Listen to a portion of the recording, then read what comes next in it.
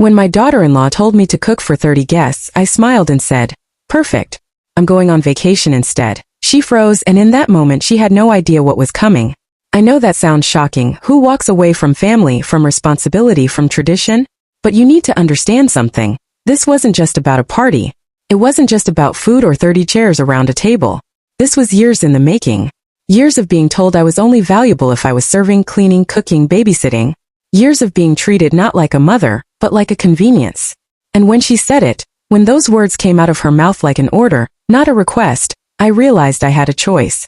Stay silent, swallow my pride, and keep bending until I broke, or finally remind her, and my own son, who I really am.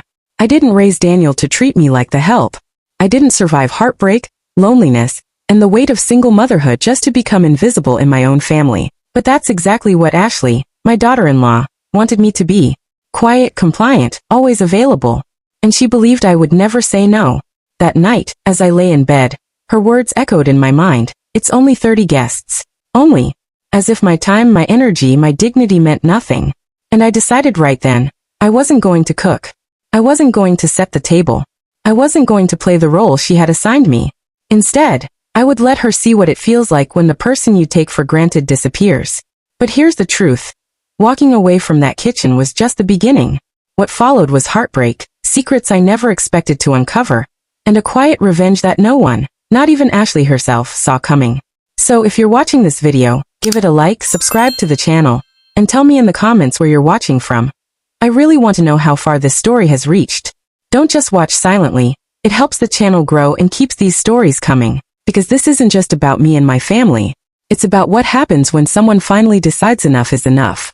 And in my case, that decision changed everything. I suppose from the outside, we looked like a family worth admiring. People at church would nod approvingly when Daniel and Ashley walked in with their children, dressed neatly, smiles plastered on their faces. At neighborhood gatherings, they were the couple that everyone complimented, her for her style, him for his career. And me? I was the grandmother who was always nearby, always helping, always available. That's the image they liked to project. Polished, respectable, unshaken. But those smiles hid truths no one cared to ask about. You see, I had been a widow for almost 15 years, living alone in the same modest house where I raised Daniel. I had built my life back brick by brick after losing my husband, learning to survive on my own without complaint. By the time Daniel married Ashley, I thought I had earned the right to rest a little, to enjoy being a grandmother, to share in family joy without carrying the weight of it. But with Ashley there was no sharing. There was only taking. From the beginning, she had a way of turning everything into my responsibility, wrapping it with a smile that made it seem innocent. At first it was babysitting, an evening here, a weekend there. Then it became housework, laundry, errands. Before I knew it, I was cooking their meals, keeping their home spotless, watching their children almost full-time while Ashley hosted brunches with her friends or spent hours at the salon.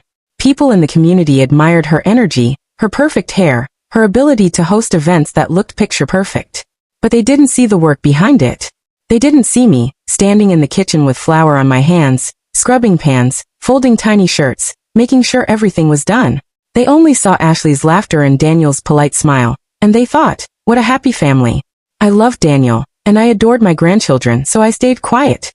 I told myself it was just temporary, that Ashley would grow to appreciate me, that my silence was keeping the peace.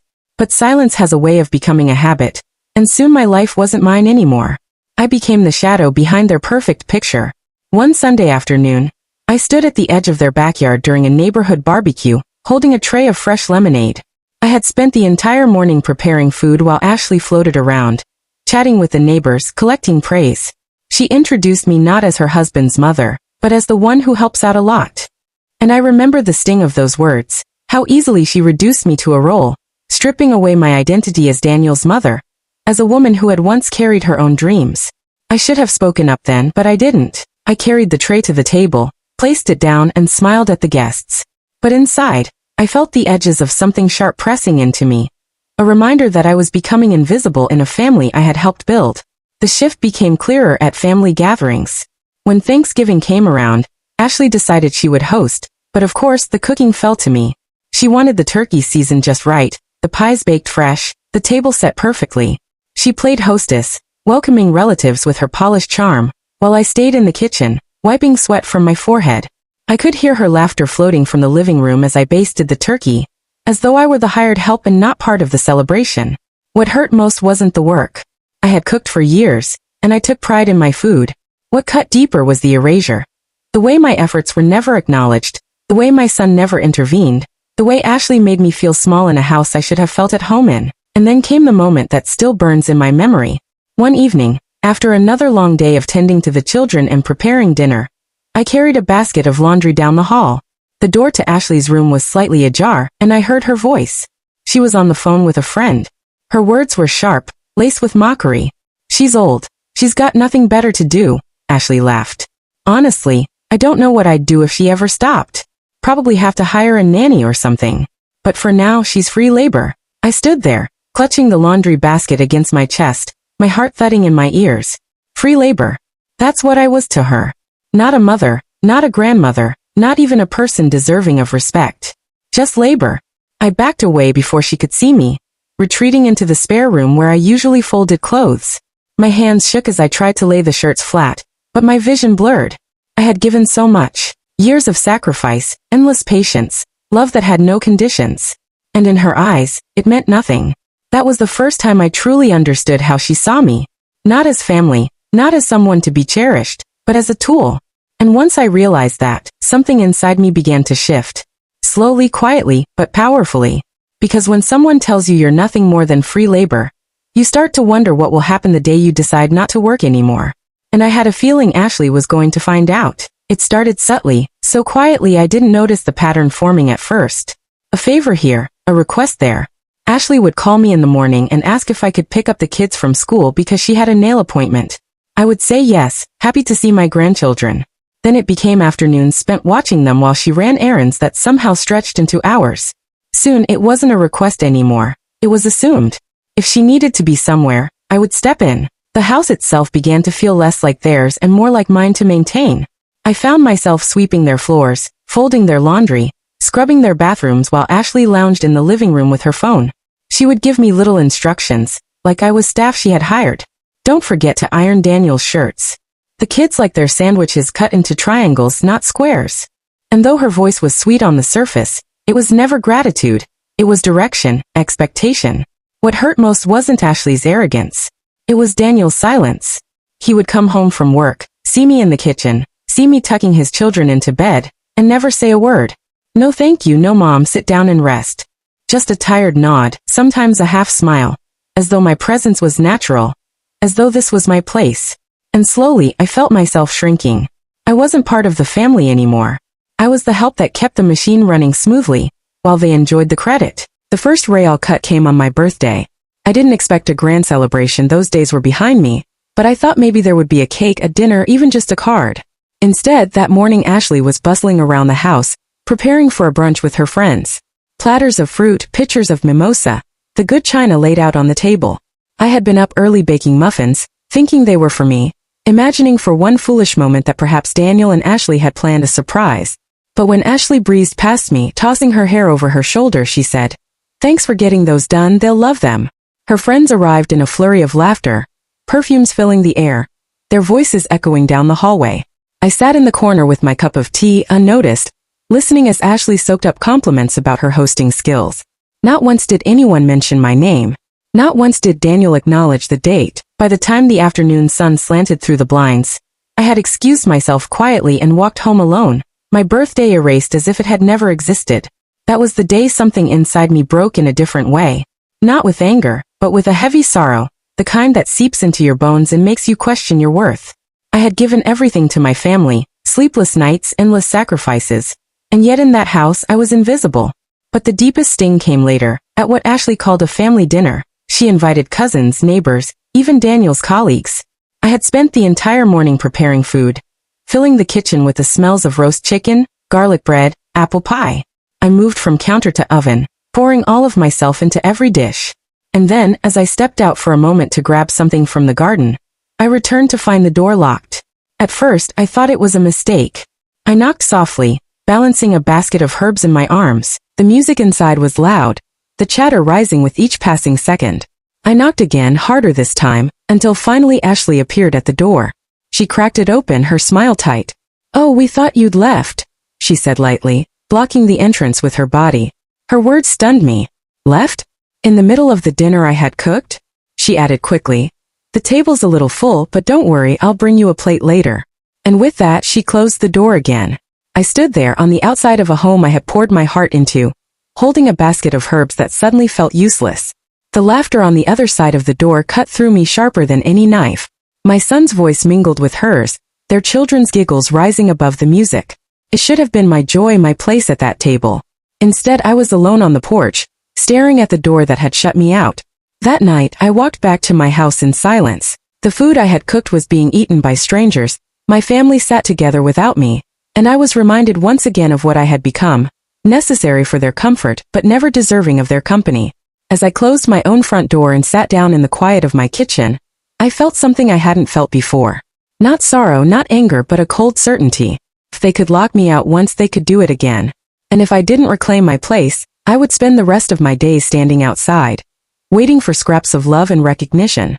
I didn't know then how or when, but I knew this much. The door that closed on me that evening had opened something else inside me. And Ashley, for all her smug confidence, had no idea the storm she had just invited into her perfect little world. After that night when I was shut out of my own family's dinner, something shifted.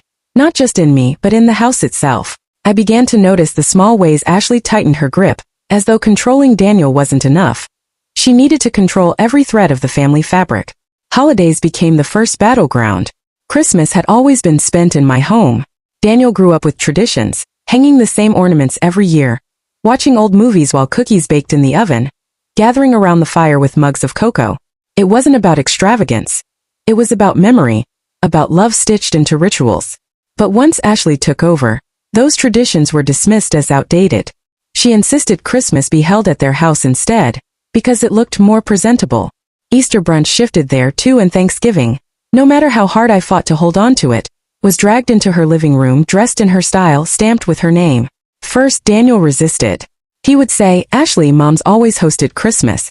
It means a lot to her. But Ashley had a way of turning her eyes cold, her smile sharp, until his protests melted into silence. He began shrugging, agreeing, muttering, it's easier this way. And I watched my place in the family calendar vanish, one holiday at a time. Even with the grandchildren, my role was rewritten. I had once been their safe place, their comfort, the one they ran to with scraped knees and whispered secrets. But Ashley started stepping between us, deciding when I could see them, how long I could keep them, what I could feed them. She corrected me in front of them, dismissing my stories as old-fashioned. Soon they were repeating her words, parroting her rules. It was as though my influence was being slowly erased, replaced with her version of family, where I was little more than background. The hardest part was Daniel, my son, the boy I raised with every ounce of strength I had after his father died. I saw flashes of the boy he used to be, when he would call me late at night just to check if I'd locked my doors, when he would ask me to make his favorite stew. But those moments were fleeting. More often, he stood caught between us, trying to quiet Ashley's temper without ever defending me.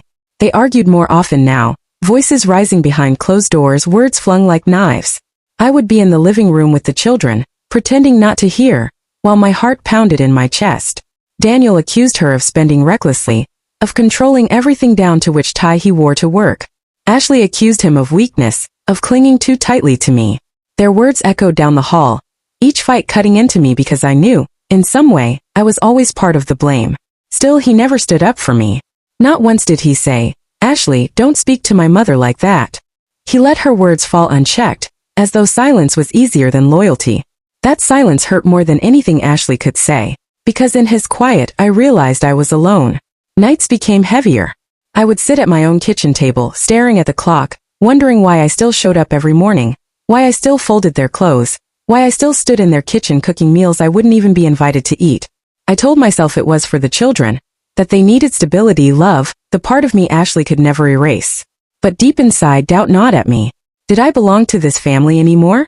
Or had I become a fixture like the furniture, useful but never cherished? One evening, when the house was quiet and Ashley had taken the children to her sister's, I stayed behind to tidy the kitchen. Daniel had gone upstairs, exhausted, leaving his briefcase on the counter. I shouldn't have touched it, but something compelled me. Maybe it was the way his shoulders had slumped when he walked in, or the shadows under his eyes. I opened the case to put away his papers, and that's when I saw it. A bank statement. Crisp, white, folded neatly among his files. At first, I thought it was his, an account I hadn't known about. But as I scanned the page, my stomach clenched. The name at the top wasn't his. It was Ashley's. And the numbers, thousands upon thousands of dollars, were not savings. They were withdrawals. Money siphoned out little by little, funneled into a separate account she had kept hidden. My hands trembled as I held the paper. Each line told a story. The transfers, the dates, the secrecy. It wasn't just household expenses. These were large amounts, deliberate, concealed. Daniel had no idea. I could tell from the way he had been stressing over bills, from the tension in his voice when he mentioned money. He was struggling, but she was draining him quietly, building something for herself, something that didn't include him. I sat there in the dim kitchen. The statement spread across my lap, my heart pounding louder than the ticking clock on the wall. This wasn't just control. This was betrayal. This was the seed of destruction planted right under his nose. And as I folded the paper back into the briefcase, one thought echoed in my mind. If I had stumbled upon this by accident, what else was Ashley hiding? And how much longer until the truth consumed everything? I thought I had seen the worst of Ashley's demands. I thought the forgotten birthdays, the stolen holidays, and the constant dismissal were the heaviest stones she could throw at me. But I was wrong. What came next would not just test my patience. It would tear open the years of silence I had buried inside me. It started innocently, as most of her manipulations did. She strolled into the living room one afternoon, her heels clicking against the wooden floor, her perfume filling the air before her voice did. She carried a stack of invitations in her hand, embossed, glittering, as if royalty were expected. Her eyes landed on me not with warmth, not with acknowledgement, but with the casual entitlement of someone looking at a piece of furniture. So, she said, laying the invitations on the table like cards in a game she had already won. We're doing a big celebration this year. 30 guests. Friends, colleagues, family, well, my family. Daniel agrees it'll be great for networking. I didn't reply at first. I had learned that silence was safer, that responding only opened the door to more orders, more complaints. But Ashley didn't wait for my words. She leaned back in her chair, smirking, and continued. Obviously, you'll handle the food. A full spread, starters, mains, desserts. I want it perfect, no mistakes this time. We'll need the house spotless, the garden set up, drinks chilled. You'll need to start a few days early. 30 people is no small thing. Her tone wasn't a request. It was a decree. As if she had hired me. As if my purpose, my only purpose, was to serve her whims, to keep her throne polished. Inside me something shifted. It was small at first, like a crack in glass. But with every word she spoke, every instruction she layered on, that crack widened. I heard myself breathing, shallow and sharp, and I could feel the years of being silenced pressing against my chest like a weight ready to burst. Ashley didn't notice. She never did. She kept talking, outlining her demands with the arrogance of a queen. She spoke of imported wines, of themed decorations, of a cake she wanted custom-made but expected me to arrange. She detailed the timing, the seating, the music, each sentence erasing me a little more. Daniel sat nearby, half listening, his eyes downcast. He didn't protest. He didn't say, Mom doesn't need to do all this. He didn't defend me. He just nodded along, the way he always did, caught in the web Ashley spun so effortlessly. And that hurt most of all. As she droned on, my mind wandered. I saw the years flashing in front of me, the birthdays of my own that no one remembered, the dinners where my chair at the table felt smaller and smaller, the laughter that carried on while I cleared plates in the kitchen. I remembered my sacrifices, working late nights to put Daniel through college, holding his hand when he cried after his father's funeral, feeding Ashley's children while she disappeared for spa weekends. My life had been poured into this family like water into dry soil, and now she had the audacity to treat me as the hired help. The crack inside me shattered. I looked at her, really looked at her. Her perfectly painted lips, the smug tilt of her head, the way she spoke to me without once using my name. And in that moment, something unfamiliar rose in me. Not anger. Not the kind that burns out quickly. This was colder, sharper, heavier. This was resolve. I smiled. It was small at first, but it grew, stretching across my face until Ashley actually paused, confused. My voice, when it came, was calm, steady in a way that surprised even me. Great, I said softly, almost cheerfully. 30 guests, you said? Perfect. I'm going on vacation instead. The room froze. The words hung in the air like smoke, heavy, unmovable.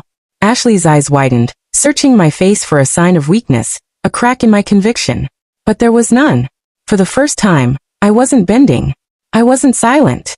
I wasn't hers to command. Daniel's head snapped up, his mouth opening as if to speak, but no sound came.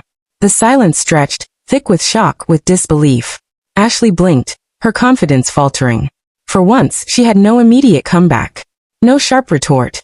Just silence. I didn't give her the chance to recover. I stood, brushing invisible dust from my hands, and walked toward the stairs. My heart pounded, but it wasn't fear, it was freedom. Each step I took was lighter, as if the chains she had wrapped around me for years were falling away, link by link. In my room, I sat on the edge of my bed and let the decision sink in. Vacation. The word tasted sweet on my tongue. I hadn't allowed myself such a luxury in years. Every penny I had saved went to the family, every hour of rest stolen by responsibility. But now, I wasn't asking permission. I was reclaiming myself. That night, when the house was quiet, I turned on my laptop. The glow of the screen lit up the dark room as I searched for destinations. Somewhere far enough to feel untouchable, but close enough that I could vanish without notice. My fingers trembled as I clicked through flights, through hotels, through possibilities I had long buried beneath duty. And then I booked it. A one-way ticket, leaving just days before Ashley's grand party. I imagined the scene, the guests arriving, the laughter faltering when they realized there was no food, no prepared home, no obedient help working tirelessly in the background. I imagined Ashley's face, the panic behind her painted smile, the cracks in her perfection as she scrambled to fix what she thought she owned. For years, I had endured in silence. For years, I had swallowed betrayal, heartbreak, invisibility. But this was the beginning of my quiet revenge. Not loud, not violent, just precise, just enough to make her world tremble the way she had made mine collapse. I closed the laptop and leaned back, my heart steady, my mind clear. For the first time in years, I wasn't dreading tomorrow. I was planning it.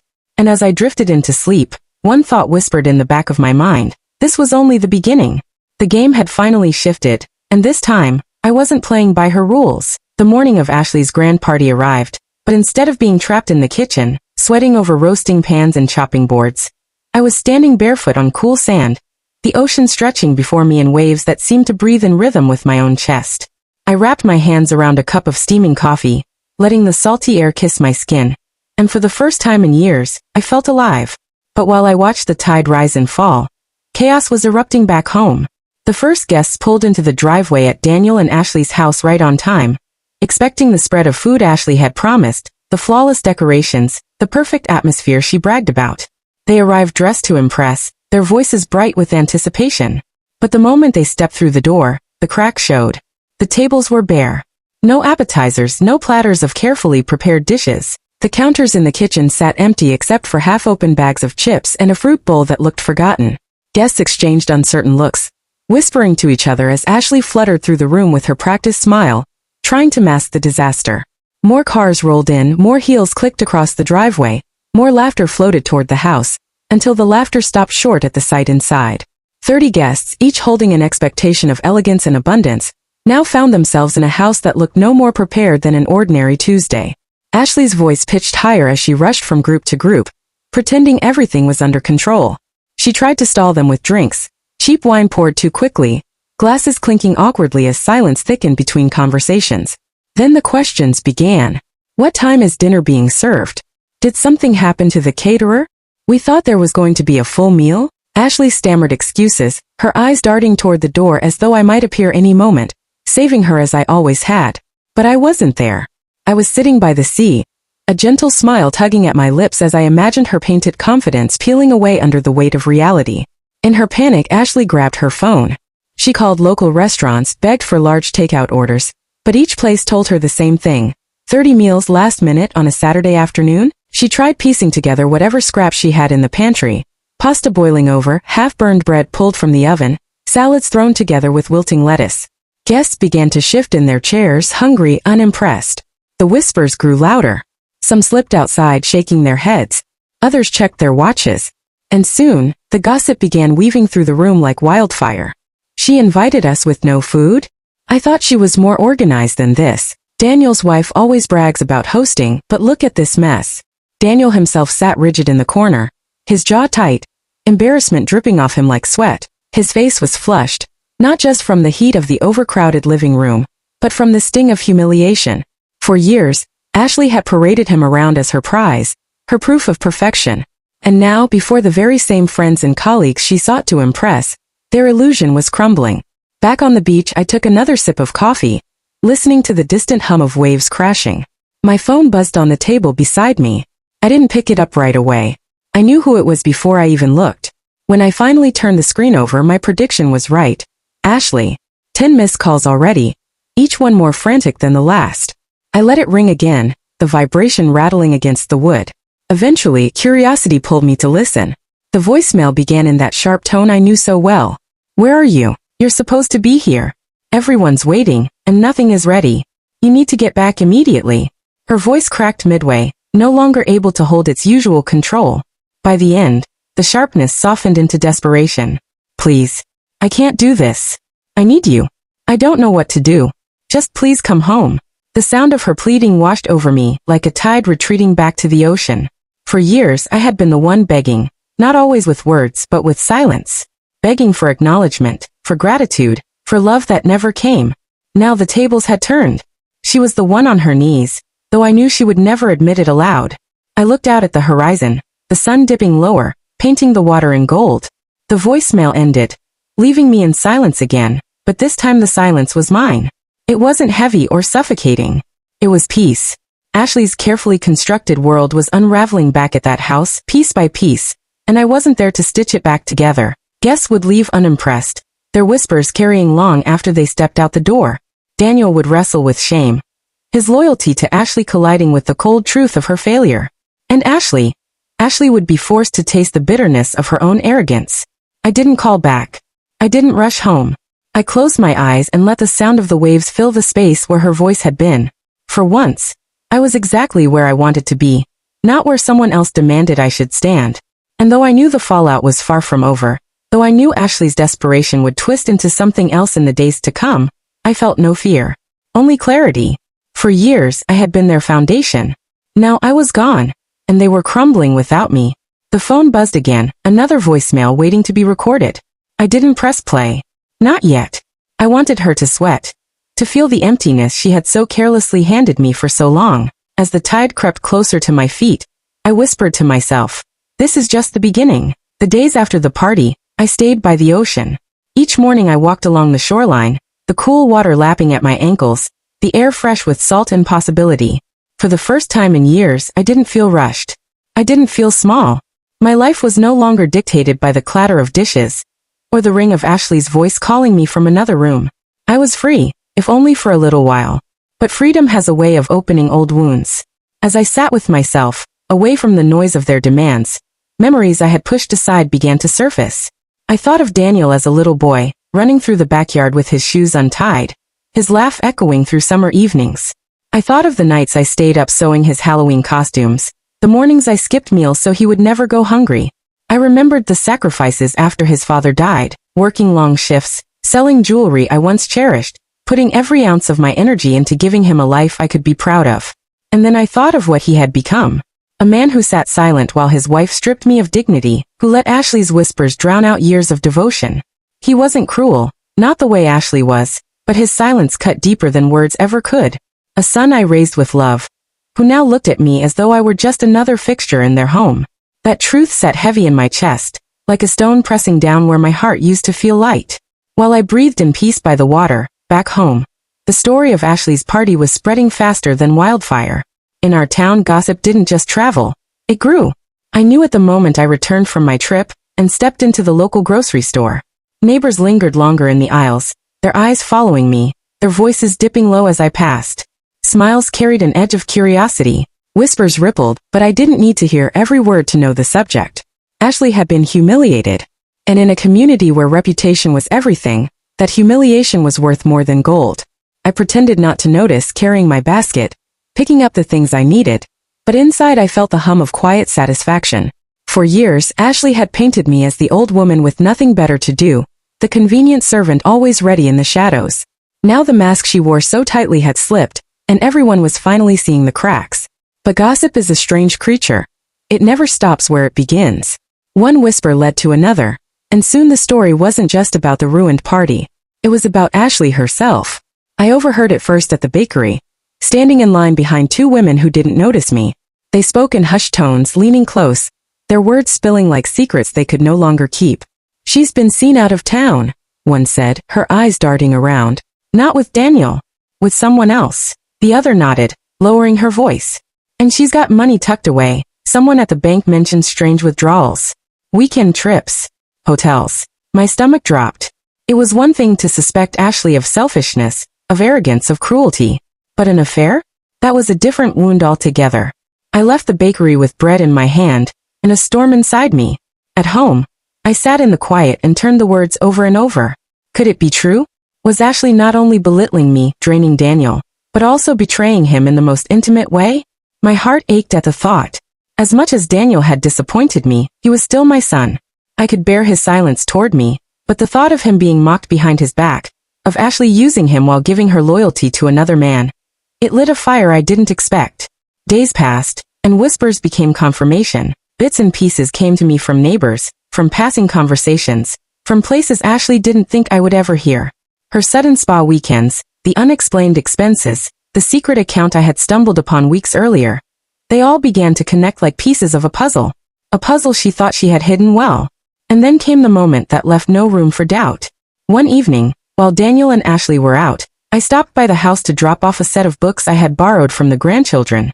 The house was quiet, dimly lit, and for once, I allowed myself to move through it freely. On the counter, her purse sat open, spilling receipts and papers in careless abandon. Something inside me hesitated, but another part, one hardened by years of her cruelty, pushed me forward. I looked. The receipts told a story. Hotel stays 2 towns over. Restaurants with bills far too high for one person. Charges for jewelry I had never seen her wear at home. And then, tucked among them, folded carelessly as though it meant nothing, was a photograph. Ashley leaning close to a man I didn't recognize, his hand at her waist, their faces far too close for friendship. My fingers trembled as I held it. Proof. Undeniable, unshakable proof. And if that weren't enough, her phone buzzed on the counter. Against my better judgment, I glanced at the screen. A message lit up bold and clear. "Last night was perfect. Can't wait until next weekend. Same place." I dropped the phone back into her purse as though it had burned me. My chest was tight, my throat dry.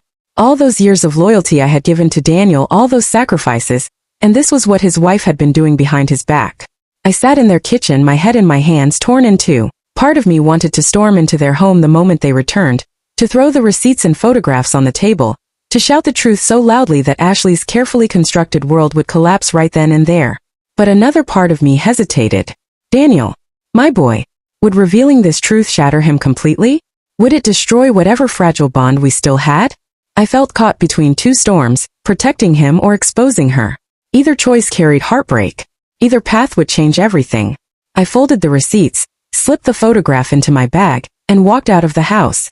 The night air was cold against my skin, but it wasn't enough to clear the whirlwind in my mind. I had the proof now.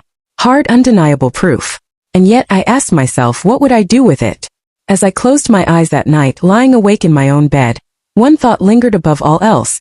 Ashley had built her empire on secrets, and now I was holding the very thing that could burn it all to the ground. I didn't rush. I didn't scream. I didn't storm into their house waving the photographs and receipts like a flag of war. That was never my way. My strength had always been in silence, in patience. I had learned through years of bending, of giving, of swallowing pain, that sometimes the quietest blows cut the deepest.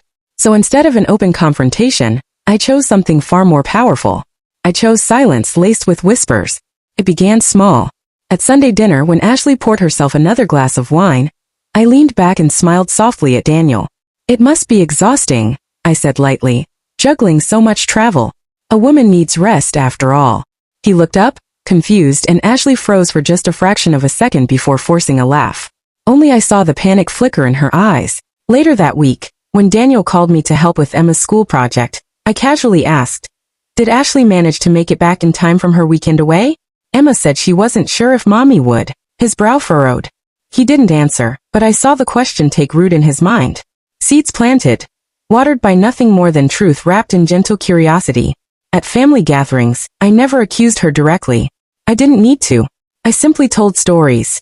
Stories of women I had known, who smiled at their husbands while hiding entire second lives. I spoke with warmth, with a tone that sounded like advice, not accusation. Yet every word struck her. She sat stiffly across the table, her knuckles white around her fork, waiting for the arrow she knew was coming, though I never fired it outright. That was the beauty of it. I didn't have to. She unraveled herself. She grew paranoid. I could see it in her eyes, the way she flinched when Daniel's phone buzzed, the way she snapped when he asked innocent questions. She began checking the mail before anyone else could. She clutched her purse tighter, as though inside it was the fragile heart of her secret. She even started picking fights over nothing, lashing out to cover the weight pressing down on her. And Daniel noticed. My son was no fool, though love had made him blind for years. He began asking more questions. Where she had been, why the expenses didn't match her story, why the gas receipts showed places hours away from where she claimed to be. He had never questioned her before, but doubt, once planted, grows like ivy. The day came when his patience snapped. I wasn't there when it happened, but I didn't need to be. I know the look in his eyes when betrayal hits. He told me later in fragments, his voice breaking as though he couldn't believe the words himself. He had found her phone. He had seen the texts. The ones I had already held in my hands, but had chosen to keep hidden, waiting for the right moment. He saw the photographs, the hotel bookings, the name that appeared again and again. Not work. Not friends. Another man. He confronted her. The house shook with their voices. Emma told me afterward she hid in her room, clutching her teddy, while her parents' words became knives in the hallway. Daniel demanded the truth, demanded explanations, but Ashley didn't confess. She turned her fury on me. I wasn't even there. Yet my name filled the air of their argument. Your mother, she spat. She's been poisoning you against me. She wants us to fail. She hates me. She's jealous. Don't you see? She's the one destroying this marriage, not me. I imagine her face then, twisted with rage, her mask slipping, desperation spilling out in a flood she could no longer control. She blamed me for her lies, her betrayal, her shame. And Daniel, my son, my blood. He stood there caught between the wreckage of the woman he thought he loved and the mother he had so carelessly discarded. She stormed out. Emma told me the door slammed so hard a picture frame shattered on the floor. Ashley left that night, bags hastily thrown together, her car tearing down the street like a beast fleeing fire. But before she went, she left behind a dagger meant for me. Words venomous enough to linger long after the echo of her tires faded. This is on your mother. She wanted me gone. She made this happen. I sat alone in my kitchen that evening, the voicemail from Daniel trembling on my phone, his voice breaking with anger and confusion. And I sipped my tea slowly, the steam rising like the quiet triumph in my chest. She thought I had destroyed her. She thought I had pulled the strings. But the truth was simpler. I had merely held up a mirror. And she had destroyed herself. Yet as satisfying as it was, I knew this was only the beginning. Ashley was gone, but not defeated. Women like her don't slink away quietly. No, she would return. And when she did, she would bring war. And so I waited, my silence sharpened into a blade she could never see until it was too late. Because my revenge had only just begun. Daniel had always believed in the life he built. He wasn't a dreamer like me, nor a cynic like his father once was.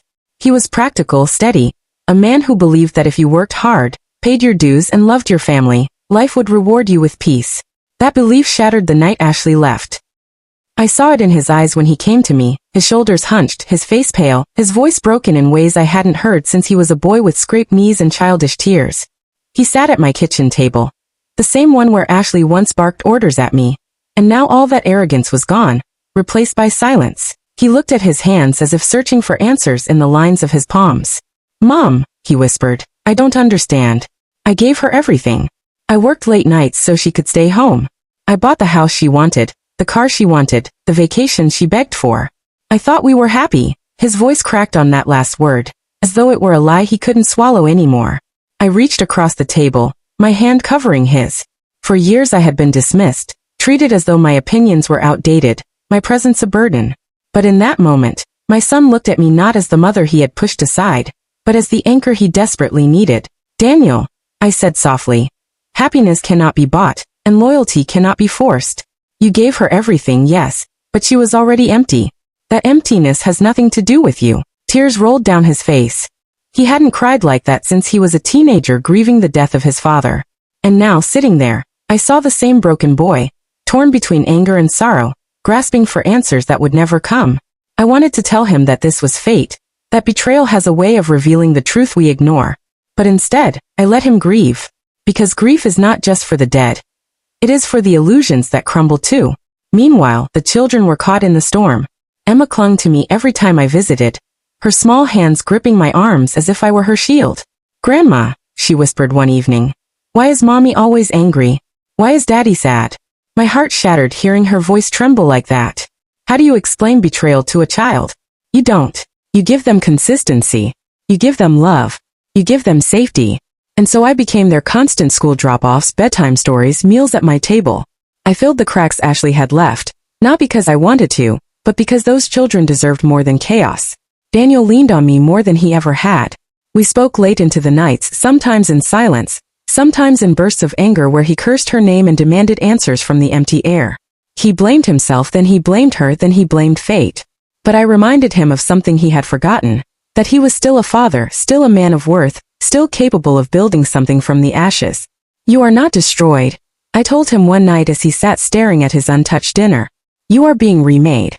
But Ashley was not finished. Betrayal, when cornered, often turns vicious. Weeks after she stormed out, a letter arrived at Daniel's door, wrapped in the cold language of lawyers. She was filing for divorce. Not quietly, not with compromise, but with greed sharper than her cruelty. She wanted more than half. The house, the savings, the car, even a portion of his retirement. She demanded spousal support, though she had drained his finances for years. She painted herself as the victim, the abandoned wife, the fragile mother in need of compensation. Daniel sat with the papers in his hands, his face pale again. "She wants everything," he whispered. "She wants to ruin me." He looked at me then, not just as his mother, but as though I had answers hidden behind my calm eyes. And perhaps I did. Because while Ashley believed she held all the power, I still had something she didn't know. I had her secrets. The receipts, the photographs, the messages she thought were buried. Proof not just of her affair, but of her manipulation, her lies, her misuse of family funds. Proof that would tear apart the fragile mask she presented to the world. Proof that could dismantle every claim she made in court. But I didn't reveal it yet. No, I tucked it away like a card pressed against the chest in a game no one knows I'm playing. Timing was everything. And when the court battle began, when her arrogance reached its highest peak, that card would be my silence-breaking weapon. As Daniel signed his response to her petition, I watched him with both sorrow and quiet resolve. He was stepping into the fight of his life, blindsided and bruised, but he was no longer alone. For the first time in years, he let me stand beside him. And I knew, though heartbreak had nearly swallowed him whole, the breakthrough was coming. The war would not be easy. But Ashley had no idea that while she played her loud, messy game of greed, I was preparing a silent strike that would shatter everything she thought she controlled. The day of the hearing dawned colder than expected. The sky was gray, the kind of heavy, colorless gray that felt like judgment itself. Daniel dressed in silence, his tie trembling in his hands until I straightened it for him. The way I used to before his first job interview. He gave me a small, broken smile, but his eyes betrayed the weight he carried. This wasn't just about numbers on paper. This was his life, his children, his future. When we entered the courthouse, Ashley was already there. She sat poised, her hair styled immaculately, her lips painted crimson, her outfit expensive enough to make a statement.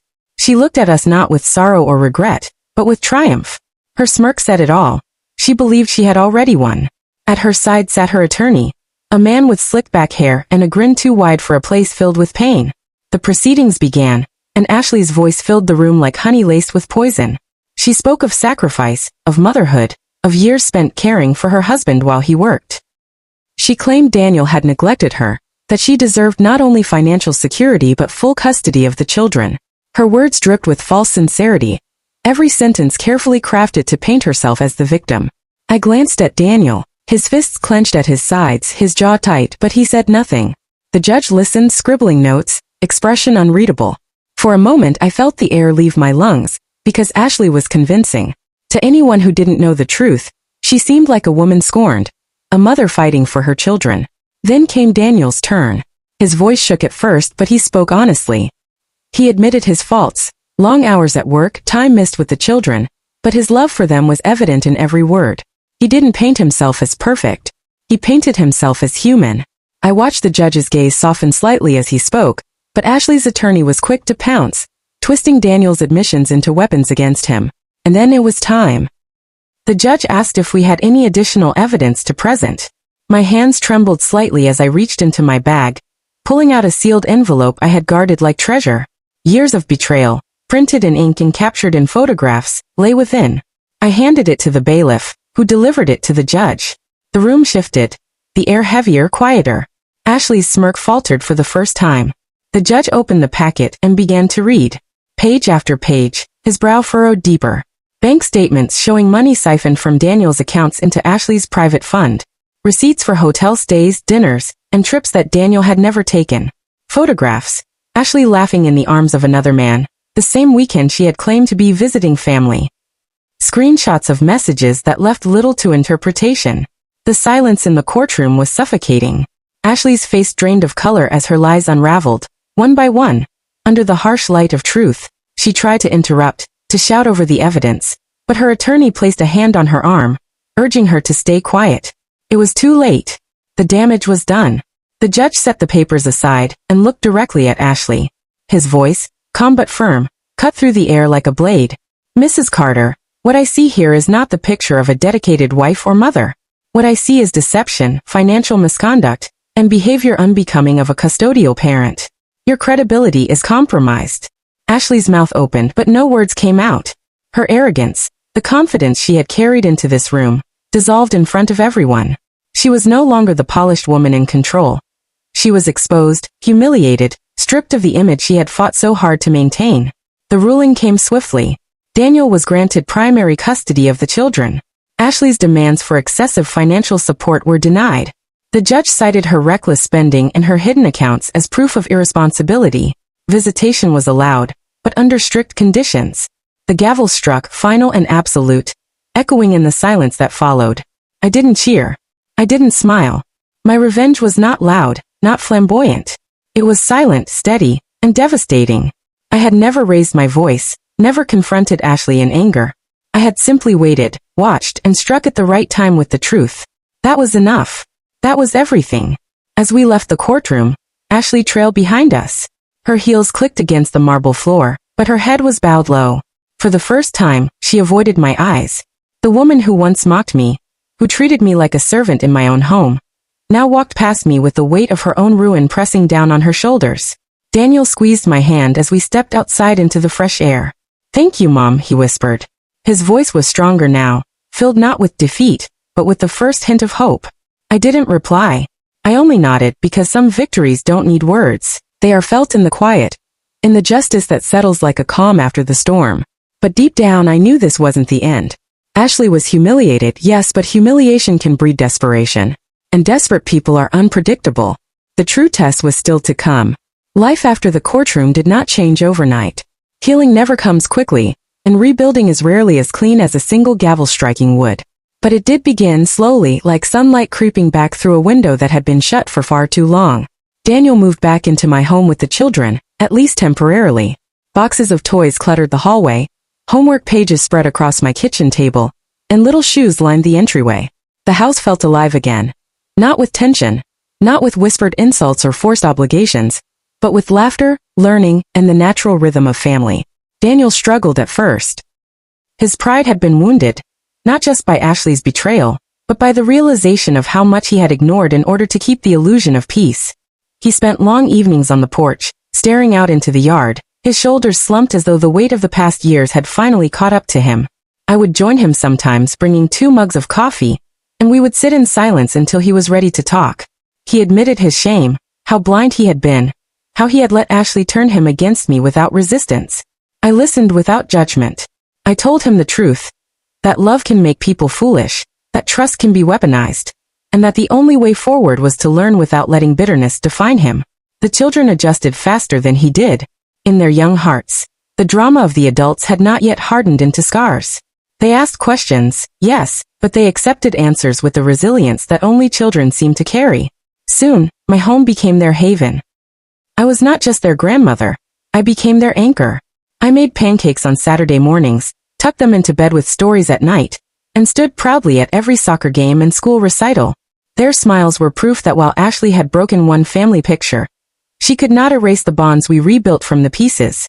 The community, too, had shifted. Gossip travels fast, and the story of Ashley's public unmasking in court became a cautionary tale whispered in kitchens and over fences. Neighbors who once believed Ashley's polished lies now approached me with kindness, even apologies. Church members who had praised her energy and charm now looked at me with new respect. I did not revel in their change of heart, but I noticed it. Sometimes silence not only protects your dignity, it amplifies it. Daniel began to thrive again, little by little. He threw himself into work, not to escape, but to rebuild. He spent evenings with the children cooking dinner, helping with homework, doing the small things that Ashley had claimed he never did. And he leaned on me not as a crutch, but as a partner in raising the children through the storm. I watched him grow, not into the son I had hoped he would be, but into the man he was always meant to become. As for Ashley, her presence faded. The conditions of visitation were strict, and though she attempted at first to put on a show of motherhood, the children's lukewarm reactions made her visits awkward. Eventually, even those grew infrequent. She had other interests, other distractions, and though I knew she would always circle somewhere on the edges of our lives, she no longer had power over us. Her silence became my victory. In quiet moments, I thought about the path that had brought me here. About the years of endurance, of swallowing my pride, of being mocked and treated as though I were nothing but a handmaid in my own family. I thought about the sting of hearing my birthday dismissed while Ashley's brunches sparkled with champagne and laughter. I thought about the night I heard her voice call me old and useless. Those memories were heavy, but not crushing. They were reminders. Reminders that sometimes you don't need to shout to be heard. You don't need to fight to win. You don't need to destroy someone with rage when the truth will do it for you, slowly, silently, and irrevocably. Daniel once asked me how I had stayed so calm, how I had resisted the urge to confront Ashley when I knew the truth. I told him the simplest thing I could, because storms destroy themselves, Daniel. You just have to stand long enough to see it happen. And that was the lesson I carried forward, not just for myself, but for my children and grandchildren. That silence is not weakness. That patience can be sharper than any blade. That dignity, once reclaimed, cannot be taken again. Now when I walk through my home, I feel peace instead of exhaustion. When I see my grandchildren laughing, I feel joy instead of obligation. When I look at Daniel rebuilding, I feel pride instead of sorrow. Life has scars, yes, but scars are proof of survival. Ashley once believed I was her servant, a silent figure in the background of her perfect family portrait. But in the end, it was me who wrote the final chapter. Not through screaming matches or bitter fights, but through quiet resolve. Through the silence she thought meant defeat, but instead became my greatest weapon. She thought I was her servant, but in the end, I was the one who served her the silence that ended everything. When I look back at everything that happened, I don't see myself as a victim anymore. For a long time, I carried that feeling inside me, that I was invisible, that I was only useful when I was working, cooking, cleaning, or babysitting. Ashley believed she could define me by what I did for her, not by who I was. And I allowed it for too long, because I thought that silence was easier than confrontation. But what I learned is this. Silence can be power, when you choose how to use it. Never underestimate a quiet, strong woman. People mistake calm for weakness, patience for submission, silence for defeat. They don't realize that quiet women are watching, remembering, waiting. And when the time comes, they don't lash out blindly. They strike with precision, with truth, with timing so perfect that it leaves no room for denial. That is what happened with Ashley. She built her arrogance on the belief that I would never fight back, that I would always stay in the kitchen, in the shadows. She never realized that the very silence she mocked would be the silence that dismantled her. I think often about that moment when she said, "It's only 30 guests." At the time, those words burned. They were more than a demand. They were a declaration that I didn't matter, that my time and effort were hers to command. That moment became the turning point, the spark that lit a fire I had been smothering for years. And when I smiled and told her, "Perfect. I'm going on vacation instead," she thought it was defiance. But it was more than that. It was the beginning of my freedom. Now sitting here, I see the lesson so clearly. Betrayal doesn't always come from strangers. Sometimes it comes from those closest to you, the ones who smile in public and sneer in private. Heartbreak doesn't always come from romance. Sometimes it comes from realizing the family you built is being torn apart by someone else's selfishness. But revenge, it doesn't always have to be loud, messy, or destructive. Sometimes the most devastating revenge is letting the truth reveal itself, quietly, steadily, until the lies collapse under their own weight. My revenge was not in ruining Ashley. My revenge was in reclaiming my place, my dignity, and my voice. It was in seeing my son finally open his eyes, in giving my grandchildren the stability they deserved, in living a life free of chains I never should have carried. That was the true victory. If you've stayed with me through this story, I hope you carry something with you too. Maybe it's the reminder that strength doesn't always shout. Maybe it's the courage to say no when you've been pushed too far. Or maybe it's the comfort of knowing that dignity, once reclaimed, is more powerful than any insult or betrayal. She thought I was her servant. But in the end, I was the one who served her the silence that ended everything. And I wouldn't trade that ending for anything. If you're still here watching, that means this story touched you. Don't leave without giving it a like, subscribing to the channel, and sharing it with someone who loves true stories. And please drop a comment telling me where you're watching from. I read every single one, and it truly keeps me going.